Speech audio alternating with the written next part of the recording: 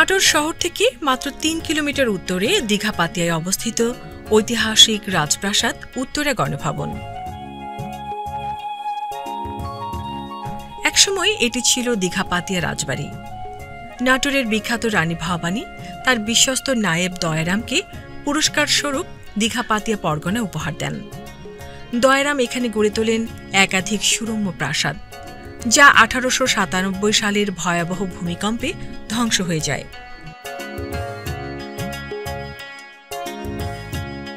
পরবর্তীতে তার উত্তরসূরি প্রমোদ নাথ রায় প্রাসাদটি পুনর্নির্মাণ করেন।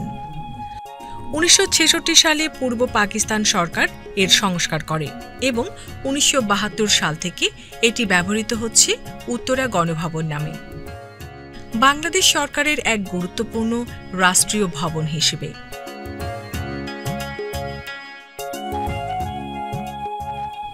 প্রায় 43 একর জায়গা জুড়ে বিস্তৃত এই স্থাপনাটির চারপাশে লেক ও প্রাচীর পরিবেষ্টিত মনোমুগ্ধকর পরিবেশ।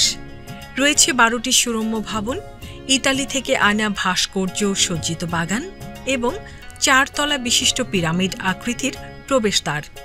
চূড়ায় শোভা পাচ্ছে শতবর্ষী ব্রিটিশ নির্মিত ঘণ্টাঘড়ি, সময়ের সাক্ষী হিসেবে আজও টিকিয়ে রেখেছে রাজকীয় ঐতিহ্যের গৌরব।